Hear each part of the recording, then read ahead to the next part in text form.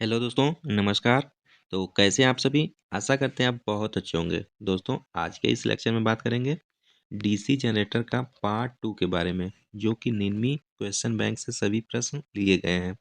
तो पार्ट 1 नहीं देखे हैं आप लोग, तो इस वीडियो के डिस्क्रिप्शन में लिंक होगा या फिर हमारे चैनल पे वीडियो सेक्शन में जाके पार्ट 1 जरूर देख लीजिएगा। दोस्तों, आईटीआई सेकेंड ईयर जो इलेक्ट्रीशियन ट्रेड है, उनके लिए यह वीडियो बहुत ही महत्वपूर्ण है। तो आप लोग सभी अपने फ्रेंड सर्किल में ज़्यादा से ज़्यादा फॉरवर्ड करें और चैनल पे नए हैं तो सब्सक्राइब जरूर कर लीजिएगा। चलिए बिना देरी किए क्वेश्चन 21 देखते हैं। 20 तक हम डिस्कशन करा दिए हैं, आज हम बात करेंगे 21 से। तो why the armature core of A DC generator is laminated. दोस्तों, जो डीसी जनरेटर का आर्मेचर होता है उसे पटलित यानी लेमिनेट क्यों करते हैं? ठीक है, पहला है ताम्र हानि को कम करने के लिए, दूसरा घर्षण हानि को कम करने के लिए, तीसरा हिस्टैरिसीस हानि को कम करने के लिए, चौथा भंवर धारा हानि को कम करने के लिए। तो दोस्तों, राइट आंसर क्या हो जाएगा? ऑप्शन डी बिल्कुल सही हो जाएगा। जो ईडी करंट लार्ज होता है उसे रिड्यूस करने के लिए हम आर्मेचर कोर को लेमिनेट करते हैं, पटलित करते हैं। ठीक है, तो यहाँ पे राइट आंसर ऑप्शन डी बिल्कुल सही हो जाएगा। बात करें रिड्यूस कॉपर लॉस, तो कॉपर लॉस के लिए क्या करते हैं? रेजिस्टेंस को हम कम करते हैं, तो रेजिस्टेंस के कारण कॉपर लॉस होता है। और फ्रिक्शन लॉस जो होता है हमारा, सॉफ्ट जब रोटेट करता है तो उसमें फ्रिक्शन लॉस होता है। और जो हिस्टैरिसीस लॉस होता है, तो इसके बारे में पूछता है। इसको कम करने के लिए सिलिकॉन सिलिकॉन स्टील का प्रयोग किया जाता है। ठीक है, इसको कम करने के लिए सिलिकॉन स्टील का प्रयोग किया जाता है। दोस्तों, जो कोर लॉस होता है, कोर लॉस दो प्रकार का होता है। एक होता है ईडी करंट लॉस और दूसरा होता है हिस्टैरिसीस लॉस। तो ईडी करंट लॉस को हम हिंदी में भंवर धारा हानि बोलते हैं और हिस्टैरिसीस लॉस को हम शैथिल्य हानि बोलते हैं। तो ईडी करंट को तो हम कैसे रिड्यूस कर रहे हैं? आर्मेचर कोर को लेमिनेट करके। और जो हिस्टैरिसीस लॉस होता है उसे हम सिलिकॉन स्टील को मिला के हम उसे रिड्यूस करते हैं, हिस्टैरिसीस लॉस को। दोस्तों, ईडी करंट का फार्मूला पूछ लेता है तो डब्ल्यू ई बराबर B max square F square T square भी होता है। इसको आप याद रखेंगे। ठीक है, और जो हिस्टैरिसीस लॉस होता है डब्ल्यू एच बराबर बी मैक्स 1.5 एफ भी होता है। ठीक है, एफ भी होता है, यानी कि और इसका जो यूनिट होता है वाट होता है, दोनों का यूनिट वाट होता है। ठीक है, तो आपसे फार्मूला भी पूछ सकता है तो आप बता दीजिएगा। ठीक है, तो यहाँ पे पूछा है आर्मेचर कोर को पटलित करने का क्यों करते हैं? तो reduce the eddy current loss, यानी भंवर धारा हानि को कम करने के लिए हम यूज करते हैं। राइट आंसर ऑप्शन डी बिल्कुल सही हो जाएगा। प्रश्न अगला है, डीसी जनरेटर का आर्मेचर प्रतिरोध बहुत कम क्यों होता है? तो दोस्तों, मेनली जो वोल्टेज ड्रॉप होता है, वोल्टेज ड्रॉप वोल्टेज ड्रॉप को कम करने के लिए जो आर्मेचर का प्रतिरोध बहुत कम रखा जाता है, किया जाता है। ठीक है, तो राइट आंसर क्या हो जाएगा? ऑप्शन बी बिल्कुल सही हो जाएगा। रिड्यूस आर्मेचर वोल्टेज ड्रॉप, यानी आर्मेचर वोल्टेज ड्रॉप को कम करने के लिए डीसी जनरेटर का जो प्रतिरोध होता है बहुत कम होता है। ठीक है, राइट आंसर ऑप्शन बी बिल्कुल सही हो जाएगा। प्रश्न अगला है, डीसी जनरेटर को घड़ी की दिशा में ही क्यों चलना चाहिए? ठीक है, तो क्यों चलना चाहिए? ब्रश को नुकसान से बचाने के लिए, दूसरा अवशिष्ट चुंबकत्व की रक्षा करने के लिए। दोस्तों, मेनली ऑप्शन आपका ऑप्शन बी बिल्कुल सही हो जाएगा। जो डीसी जनरेटर होता है घड़ी की दिशा यानी क्लॉकवाइज में ही क्यों चलाना चाहिए? क्योंकि प्रोटेक्ट द रेसिडुअल मैग्नेटिज्म, जो अवशिष्ट चुंबकत्व होता है उसकी रक्षा करने के लिए। अवशिष्ट चुंबकत्व अगर खो जाएगा तो जो डीसी जनरेटर है वह वोल्टेज को बिल्डअप ही नहीं करेगा, यानी उत्पन्न ही नहीं होगा वोल्टेज। ठीक है, तो इसलिए अवशिष्ट चुंबकत्व की रक्षा के लिए हम डीसी जनरेटर को घड़ी की दिशा में चलाते हैं। तो इस प्रश्न का राइट आंसर ऑप्शन बी बिल्कुल सही हो जाएगा।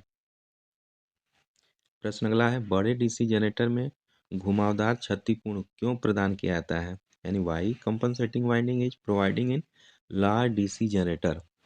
तो क्या होता है? अधिक लोड कनेक्ट करने के लिए, कम्यूटेटर प्रभाव को कम करने के लिए, या आर्मेचर प्रतिक्रिया प्रभाव को बेअसर करने के लिए। तो दोस्तों राइट आंसर क्या हो जाएगा? ऑप्शन सी बिल्कुल सही हो जाएगा। न्यूट्रलाइज करता है आर्मेचर रिएक्शन इफेक्ट। ठीक है, तो आर्मेचर रिएक्शन प्रोड्यूस होता है, उसको कम करने के लिए कंपनसेटिंग वाइंडिंग का प्रयोग किया जाता है। ठीक है, ये जो आपका कंपनसेटिंग वाइंडिंग होता है वह लार्ज डीसी जनरेटर में प्रोवाइड किया जाता है टू रिड्यूस क्या आर्मेचर रिएक्शन। तो राइट आंसर ऑप्शन सी बिल्कुल सही हो जाएगा।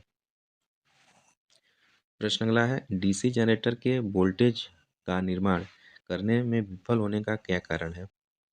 What is the reason of DC generator fail to build up voltage?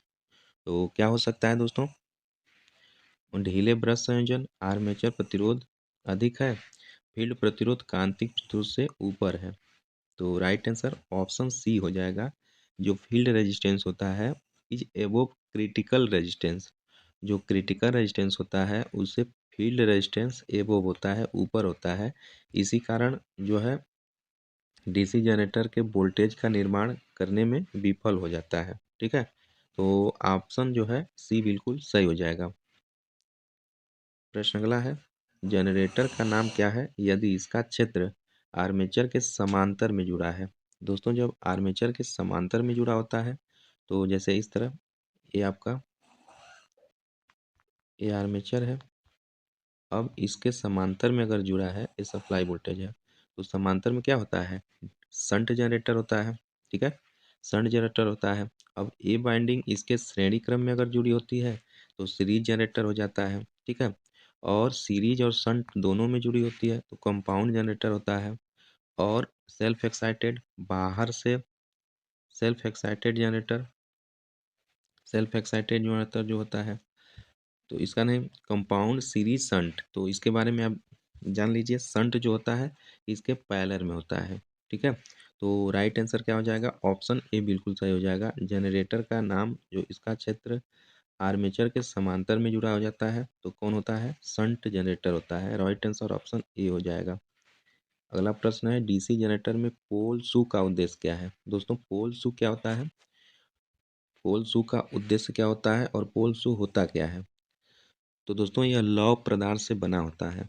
लौह पदार्थ से पोल शू बना होता है जो पोल कोर के अंत पर आर्मेचर की ओर जुड़ा होता है। ठीक है, अब इसका बात करें, इसका कार्य क्या है, मतलब जुड़ने का कार्य क्या है? तो इसके जुड़ने का मुख्य कार्य है, पहला जो एयर गैप होता है, एयर गैप को कम करता है। उसमें जो स्टेटर और रोटर के बीच में एयर गैप होता है उसको कम करता है, जिसे फ्लक्स के लिए लो रिलक्टेंस पथ उत्पन्न करने में मदद करता है, उत्पन्न हो जाता है। ठीक है, और दोस्तों दूसरा जो वर्क होता है, यह मैग्नेटिक पोल द्वारा जो फ्लक्स उत्पन्न होता है उसको समान रूप से वितरित करता है। ठीक है, समान रूप से वितरित करता है। तो ये सब पोल शू का वर्क होता है। तो यहाँ पूछा है डीसी जनरेटर में पोल शू का उद्देश्य क्या है? पहला एयर गैप को कम करना, दूसरा क्षेत्रीय की ताकत बढ़ाना, तीसरा चुंबकीय हानियों को कम करना, चौथा है एयर गैप में समान रूप से फ्लक्स को फैलाना। ठीक है, तो एयर गैप में समान रूप से फ्लक्स को फैलाना। तो राइट आंसर क्या हो जाएगा? ऑप्शन डी बिल्कुल सही हो जाएगा, है ना? ऑप्शन डी बिल्कुल सही हो जाएगा। ठीक है, अगर यह प्रश्न में नहीं रहता ऑप्शन में तो इसका ऑप्शन ए सही हो जाता, लेकिन यहाँ प्रश्न में डी दिया है तो ये डी सही हो जाएगा। Spread out of flux uniformly in air gap, air gap में समान रूप से फ्लक्स को फैलाना। तो राइट आंसर ऑप्शन डी बिल्कुल सही हो जाएगा। प्रश्न अगला है, डीसी जनरेटर में स्प्लिट रिंग का क्या कार्य है? निरंतर वोल्टेज बनाए रखना, धारा को एक दिशा में एकत्रित करना, तीसरा वोल्टेज ड्रॉप को कम करना, ब्रश पर वोल्टेज ड्रॉप को कम करना, या चौथा है रेटेड की तुलना में टर्मिनल वोल्टेज को बढ़ाना। तो प्रश्न का राइट आंसर क्या हो जाएगा? ऑप्शन बी बिल्कुल सही हो जाएगा। दोस्तों धारा को क्या करता है? धारा को एक दिशा में एकत्रित करता है। जो स्प्लिट रिंग होता है वह धारा को एक दिशा में एकत्रित करता है। Collect the current unidirectionally, यानी डीसी जनरेटर में जो स्प्लिट रिंग होता है धारा को एक दिशा में एकत्रित करता है। तो राइट आंसर ऑप्शन बी बिल्कुल सही हो जाएगा। प्रश्न अगला है, जनरेटर में ब्रश बनाने के लिए किस सामग्री का उपयोग किया जाता है? तो दोस्तों जनरेटर में ब्रश बनाने के लिए मेनली कार्बन का और ग्रेफाइट का प्रयोग किया जाता है। कार्बन और ग्रेफाइट का प्रयोग किया जाता है। तो ऑप्शन देख लेते हैं, स्टील एंड ग्रेफाइट, दूसरा है कार्बन एंड ग्रेफाइट। तो राइट आंसर ऑप्शन बी सही हो जाएगा। जो ब्रश बनाने के लिए कार्बन और ग्रेफाइट का प्रयोग किया जाता है, ऑप्शन बी सही हो जाएगा। अगला प्रश्न है, क्यों डीसी जनरेटर अपने अवशिष्ट चुंबकत्व खो देता है? तो दोस्तों जो रेसिडुअल मैग्नेटिज्म होता है वह क्यों खो देता है? ठीक है, तो इसका कारण होता है कि रोटेशन, जो रोटेशन करता है, रोटेशन की दिशा बदल दी जाती है, अक्सर चेंज कर दिया जाता है। ठीक है, तो बार बार चेंज करने से रोटेशन की दिशा तो उस कर देते हैं, तो रेसिडुअल मैग्नेटिज्म खत्म हो जाता है। तो ऑप्शन देख लेते हैं, पहला है भार में भारी शॉट नहीं, दूसरा बिना लोड के लगातार चल रहा है, तीसरा बिना रुके लगातार चलना, चौथा रोटेशन की दिशा अक्सर बदलती है। तो राइट आंसर ऑप्शन डी बिल्कुल सही हो जाएगा। जो रोटेशन की दिशा अक्सर बदल जाती है, इस कारण से डीसी जनरेटर अपने अवशिष्ट चुंबकत्व को खो देता है। तो ऑप्शन डी बिल्कुल सही हो जाएगा। प्रश्न अगला है, एक जनरेटर में योक और ध्रुव के माध्यम से चुंबकीय सर्किट कैसे पूरा होता है? क्षेत्र कुंडली से, आर्मेचर कोर से, पटलित पोल कोर से, या फिर आर्मेचर में वाइंडिंग कंडक्टर से? तो इस पर इसका राइट आंसर क्या हो जाएगा? ऑप्शन बी बिल्कुल सही हो जाएगा, आर्मेचर कोर से। यानी एक जनरेटर में योक और ध्रुव के माध्यम से चुंबकीय सर्किट कैसे पूरा होता है? आर्मेचर कोर से। राइट आंसर ऑप्शन बी सही हो जाएगा। प्रश्न अगला है, डीसी शंट जनरेटर में लोड बढ़ने पर टर्मिनल वोल्टेज कम क्यों हो जाता है? तो कम क्यों हो जाता है? पहला है आर्मेचर प्रतिक्रिया प्रभाव के कारण, दूसरा आर्मेचर प्रतिरोध में वृद्धि के कारण, तीसरा आर्मे ब्रश वोल्टेज की वजह से गिरावट कम हो जाता है, या चौथा है शंट फील्ड प्रेरकत्व में वृद्धि के कारण। तो इस प्रश्न का राइट आंसर क्या हो जाएगा? ऑप्शन ए सही हो जाएगा। मेनली क्यों गिर जाता है? Because of armature reaction. तो आर्मेचर रिएक्शन के कारण, प्रभाव के कारण जो आपका डीसी शंट जनरेटर में लोड बढ़ने पर टर्मिनल वोल्टेज कम हो जाता है। ऑप्शन ए बिल्कुल सही हो जाएगा। प्रश्न अगला है, लंबी दूरी की वितरण लाइनों के लिए किस प्रकार के डीसी जनरेटर का उपयोग किया जाता है? ठीक है, पहला शंट जनरेटर, दूसरा सीरीज, तीसरा डिफरेंशियल कंपाउंड जनरेटर, चौथा है क्यूमुलेटिव कंपाउंड जनरेटर। तो राइट आंसर ऑप्शन डी हो जाएगा। जो क्यूमुलेटिव कंपाउंड जनरेटर है, यानी संचयित यौगिक जनरेटर है, इसका प्रयोग लंबी दूरी की वितरण लाइनों के लिए जनरेटर के रूप में उपयोग किया जाता है। तो इस प्रश्न का राइट आंसर क्या हो जाएगा? ऑप्शन डी बिल्कुल सही हो जाएगा। प्रश्न अगला है दोस्तों, डीसी जनरेटर में इंसुलेशन प्रतिरोध को बेहतर बनाने के लिए किस विधि का उपयोग किया जाता है? पहला है ब्रश को बार बार बदलना, दूसरा समय समय पर मशीन को गर्म करना, तीसरा नियमित रूप से कम्यूटेटर सेगमेंट की सफाई करना, या चौथा है रख रखाव के दौरान मशीन में गर्म हवा देना। तो इस प्रश्न का राइट आंसर क्या हो जाएगा? ऑप्शन डी बिल्कुल सही हो जाएगा, रख रखाव के दौरान मशीन में गर्म हवा देना। ठीक है, ऑप्शन डी बिल्कुल सही हो जाएगा। जो जनरेटर में इंसुलेशन प्रतिरोध को बेहतर बनाने के लिए क्या करेंगे? रख रखाव के दौरान मशीन में गर्म हवा देना। तो ऑप्शन आपका डी बिल्कुल सही हो जाएगा। प्रश्न अगला है, अवशिष्ट चुंबकत्व के अभाव में किस प्रकार का डीसी जनरेटर काम करता है? शंट जनरेटर की तरह, सीरीज जनरेटर की तरह, कंपाउंड जनरेटर की तरह, या सेपरेटली एक्साइटेड जनरेटर की तरह? तो राइट आंसर ऑप्शन डी हो जाएगा दोस्तों। अगर आपका रेसिडुअल मैग्नेटिज्म नहीं होगा तो वोल्टेज ही बिल्डअप नहीं होगा। जब वोल्टेज बिल्डअप नहीं होगा तो अलग से हम क्या करते हैं? सेपरेटली उत्तेजित जनरेटर का प्रयोग करते हैं। ठीक है, अलग से हम डीसी जनरेटर का प्रयोग करते हैं।